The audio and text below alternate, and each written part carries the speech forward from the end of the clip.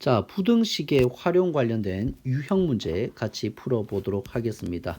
자, 첫 번째 유형, 개수에 대한 1차 부등식의 활용 문제예요. 두 물건 A, B를 합하여 N개 샀다고 하면 만약에 이런 거 살 때 A의 개수를 X라고 하면 당연히 B의 개수는 뭐가 되겠어요?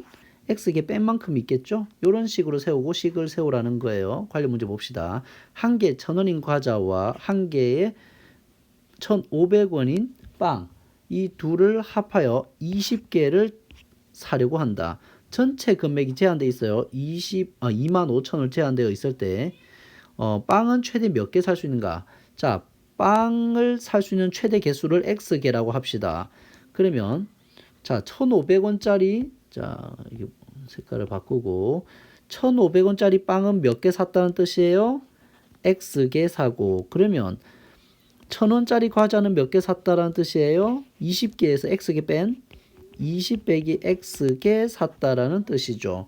그래서 1,000원짜리 20 빼기 X개, 1,500원짜리 X개 사서 25,000원 이하가 되게 해야 되니까 식세우기 나오겠네요. 그래서 뭐야? 1,000원짜리는 20 빼기 X개 샀으니까 개수가 금액이 나오겠죠. 과자의 금액이 1,500원짜리 빵은 X개 샀죠. 그래서 빵을 산 금액이 나오고 이 둘을 합한 것이 25,000원보다 작거나 같아야 된다라고 됐죠. 여기서 단위수가 크니까 100씩 나누고 100씩 나누면 이렇게 날릴 수가 있겠고, 더 나눌까요? 5로 나눌까요? 5, 20, 5, 35, 5, 20이니까 50이겠죠. 그리고 이제 분배 법칙 들어가면 되겠죠. 정리하면 2는 그럼 얼마가 됩니까?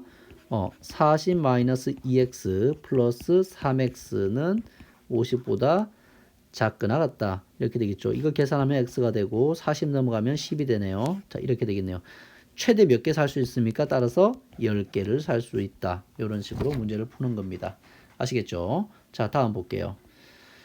자, 이번에는 유리한 방법을 선택하는 1차 부등식의 활용. 유리하다, 가격이 싸다라는 의미이므로 할인 매장에 가서 사는 것이 동네 가게에 사는 것보다 유리한 경우, 이렇게 해서 뭐 유리한 할인 매장 전체 할인 매장에서 산 가격과 교통부위를 합한 게 동네에서 산 가격보다 작아야만이 우리는 할인 매장을 가겠죠. 이런 상황으로 공식을 세워보도록 할게요.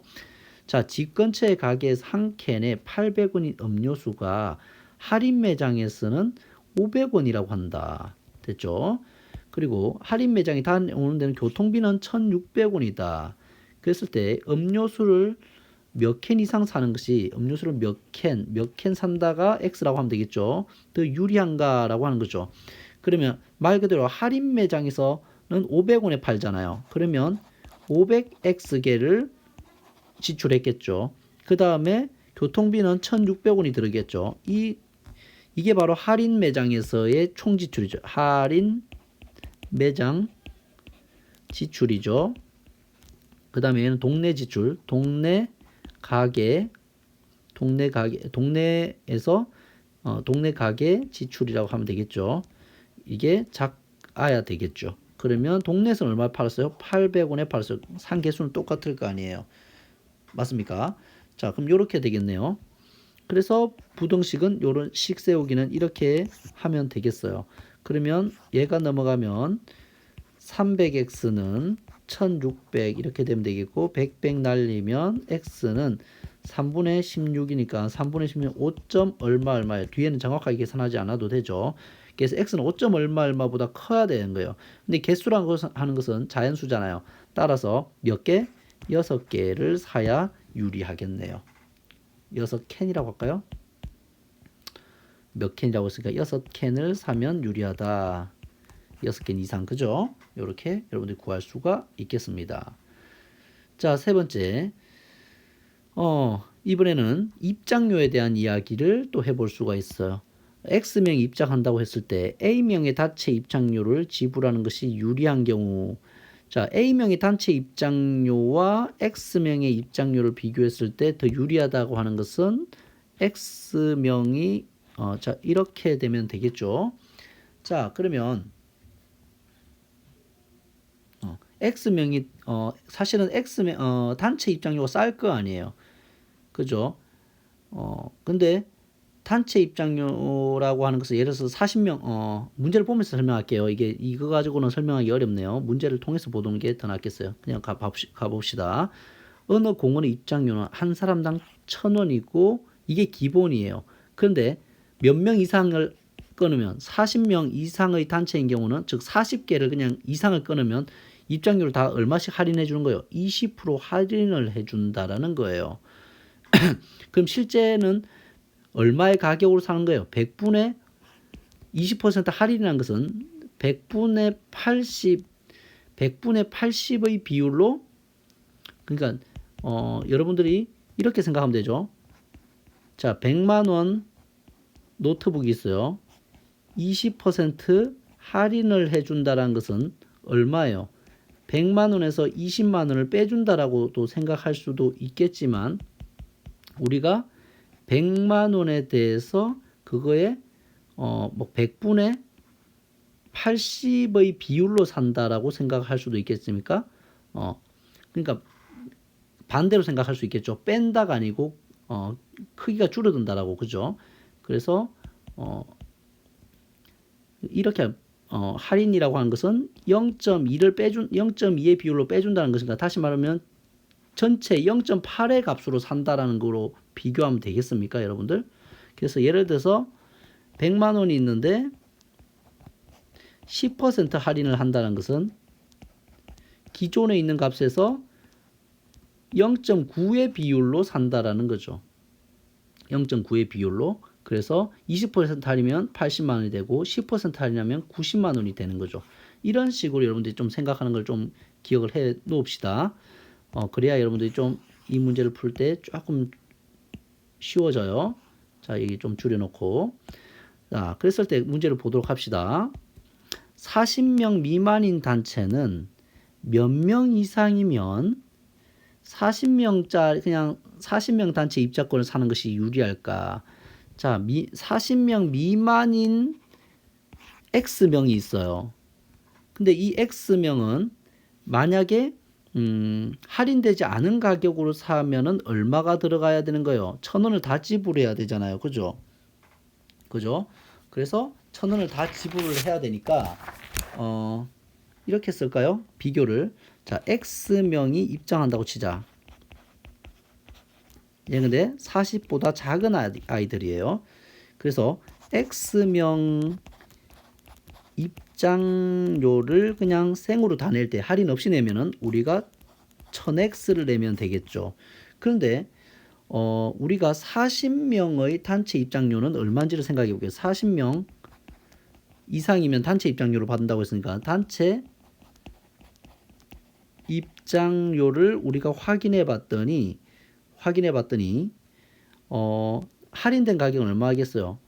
일단은 1,000원에서 20% 할인을 해야 되니까 얼마를 곱하면 돼요? 100분의 20이 아니고 100분의 80. 이거 되게 헷갈려하는 친구가 있을 것 같아서 좀 더 그냥 직관적으로 얘기하면 이렇게 쓰면 되겠죠. 그냥 빼기 사실은 이거죠. 100분의 20. 근데 이거를 선생님이 줄여서 어떻게 쓴 거예요? 100에다가 1000에다가 1 빼기 100분의 20, 즉 0.2 해서 실제로는 어떻게 선생님이 계산한 거예요? 기본 입장료에서 0.8의 비율로 이제 할인된 가격, 이게 할인된 가격이 되겠죠. 자, 맞습니까? 자, 얘는 이 할인된 가격은 곱하기 얼마 해야 돼요? 40명분을 다 사야 되잖아요, 무조건. 그죠? 그래서 곱하기 40을 해야죠. 왜냐하면 40명 이상부터 적용되니까 그냥 40명짜리 입장료를 사버리는 거죠. 그래서 곱하기 40을 하면 되겠죠. 이거와 이거를 비교했을 때 어떻게 되면 돼요? 어떻게 되면 되죠? X명의 입장료가 더 크면 X명을 생으로 우리가 사는 게 더 하면 단체 입장료를 하는 게 낫겠죠. 그래서 이렇게 계산이 되는 거예요. 그러면 식세 다시 정리를 하면 뭐가 되겠어요? 1000X는 크다. 자, 이 계산하면 얼마요? 800 곱하기 40. 그죠? 이렇게 되겠죠.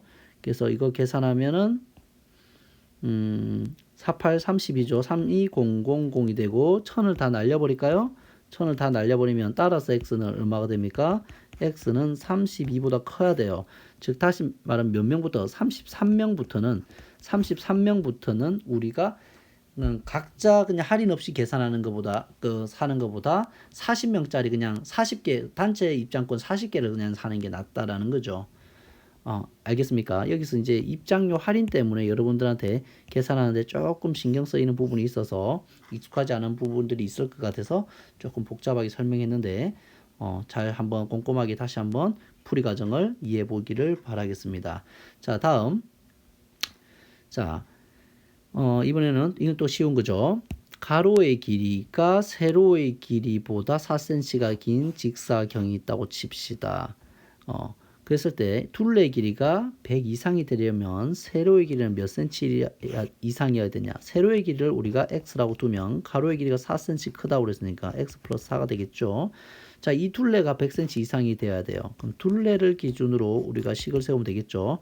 그러면 가로와 세로를 다 더한 것에 몇 배 한 것은 2배 한 것은 100cm 이상이 되어야 한다. 그러면 날리면 50이겠죠. 그래서 2x 플러스 4는 50보다 크거나 같다.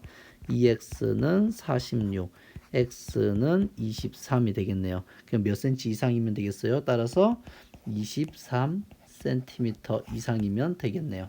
이런 식으로 쉽게 할 수 있겠죠. 자, 다음 가봅시다. 자, 이것도 여러분들이 어려워하는 것 중에 하나기는 한데 거리, 속력, 시간에 대한 거예요.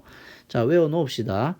가장 기본으로 외워야 될 것을 먼저 알려줄게요. 순서를 선생님이 알려준 대로 합시다. 시간을 먼저 기준으로 공식을 세우세요. 시간은 속력분의 거리라고 세웁시다. 알겠죠? 시간은 속력분의 거리예요. 시간은 속력분의 거리.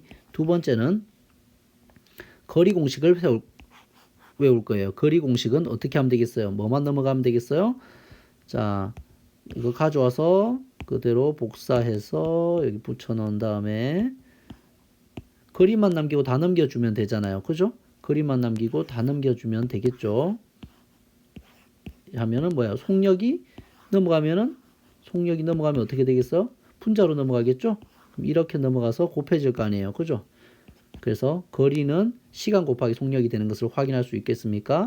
그래서 좌우를 바꿔서 쓰면 거리는 시간 곱하기 속력이다.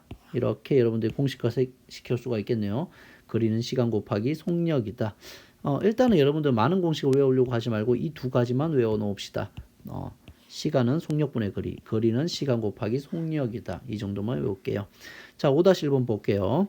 신호는 한강 걷기 대회 참가해서 총 15km 가는데 처음에는 3km의 속력, 시속 3km예요. 그 다음에 나중에 시속 6km로 뛰었다. 그랬더니 4시간 30분 이내에 도착하였다. 이때 걸어간 거리는 얼마인가? 걸어간 거리를 우리가 x라고 합시다. 자, 그럼 이렇게 시각적으로 이렇게 그려놓고 시작할게요. 총 15km예요. 15km인데 우리가 구간을 나눠서 처음에 요만큼은 시속 얼마? 3km per hour 시속 이렇게 했고, 그 다음에 두 번째는 우리가 뛰어서 6km per hour의 속력으로 했어요. 이게 속력이죠. 속력. 그리고 이때 걸어간 거리는 x고 뛰어간 거리는 그러면 15-x만큼 갔겠죠. 그래서 토탈 총 시간이 얼마가 걸립니까? 총 걸린 시간은 4시간 30분이요. 4시간 30분. 자, 30분이라고 한 것은 2분의 1시간이죠. 그러면 4 플러스 2분의 1 해서 2분의 9시간이에요. 이렇게 시간 단위를 맞춰주는 게 핵심이에요. 이런 문제들은. 그러면 시간을 기준으로 우리가 공식을 세워볼 건데, 걸은 시간 플러스 뛴 시간은 총 시간 이렇게 되는데 작게 나갔다 이렇게 됐잖아요. 그죠? 이하라고 했으니까. 그럼 걸은 시간은 속력분의 그러니까 속력이 얼마였어요? 3km죠. 거리는 얼마예요? x예요. 뛴 시간은요. 시간은 속력분의 거리인데 속력은 6이고 거리는 15-xkm였죠. 그래서 2분의 9시간보다 작거나 같았어요. 그럼 양변에 지금 분수가 있으니까 양변을 공평하게 6으로 곱해주면은 우리가 지저분한 분모가 다 사라지겠네요. 그래서 2 하니까 2x가 되겠고 66 날라가서 플러스 15 마이너스 x가 그대로 살고 약분돼서 39, 27이 되겠네요. 그러면 좌변을 정리하면 x만 남고 우변은 15가 넘어가서 마이너스 10으로 만나면 12가 되겠네요. 그죠? 그래서 따라서 몇 킬로? 12킬로. 따라서 12km 이하가 되겠네요. 그죠? 이렇게 걸어간 거리가 이렇게 되면 되겠다. 자, 마지막 대망의 소금물 문제예요. 보도록 합시다. 선생님은 소금으로 문제를 풀도록 할게요. 소금을 기준으로 문제를 풀도록 할게요. 자, 5%의 소금물 200g과 8%의 소금물을 섞어서 6% 이상의 소금물을 만들려고 한다. 그랬을 때 몇 그램 이상이어야 하는가? 이 X, 여기가 X라고 할게요. 이렇게 하면 되겠죠. 그래서 첫 번째 소금, 여기서 나오는 소금, 그 다음 여기서 나오는 소금을 합한 것은 여기서 나온 소금과 아주 관련이 돼 있겠죠. 합과 같겠죠. 그래서 공식을 세우면 자, 5%의 소금을 200g, 그죠? 그러면 200g에다가 퍼센트를 뗀 농도를 곱하면 되겠죠. 자, 공식 하나 봅시다. 소금은 뭐예요? 소금 공식은 소금물 곱하기 농도인데 퍼센트를 뗀 농도예요. 퍼센트 제거 농도. 그렇기 때문에 100분의라고 해서 표현해야 되겠죠. 퍼센트 단위가 있으면 이렇게 되겠죠. 얘가 소금물 곱하기 얘가 농도예요. 퍼센트 제거 농도. 퍼센트를 뭐한 농도? 제거한 농도예요. 자, 이거 더하기. 자, 8%의 소금물 Xg이니까 X 곱하기 100분의 8 이렇게 하면 되겠죠. 자, 이것은 6% 이상의 소금물이 된다고 했어요. 자, 둘을 더했는데 소금물이 각각 얼마예요? 200g과 Xg을 더했으니까 총 몇 g이 되었겠어요? 200 플러스 Xg이 되겠고 6%라고 했으니까 곱하기 100분의 6이 얘가 농도가 되겠죠. 이렇게 돼서 이상이 된다고 했으니까 이렇게 쓰면 되겠네요. 그죠? 이상이 된다고 그랬으니까 이렇게 쓰면 되겠어요. 자, 그러면 우리가 공통적으로 분모에 있는 100은 양변에 100을 곱해서 없애버리면 되겠죠. 그리고 나서 더 정리가 안 되니까 이제 정리합시다. 얼마요? 200 곱하기 5에서 1000 플러스 8x는 크거나 같다. 자, 6이 분배되어 가니까 1200 플러스 6x 이렇게 되겠네요. 그러면 이게 넘어가서 마이너스 6x로 넘어갈 거고 얘가 마이너스 1000으로 이항이 되어 넘어가겠죠. 그러면 얼마가 됩니까? 2x는 200보다 크거나 같다. 따라서 x는 100보다 크거나 같다. 따라서 몇 그램 이상이면 되겠습니까? 100g 이상이면 되겠네요. 이런 식으로 소금을 기준으로 계산을 하면은 쉽다. 근데 소금이라고 하는 것은 뭐예요?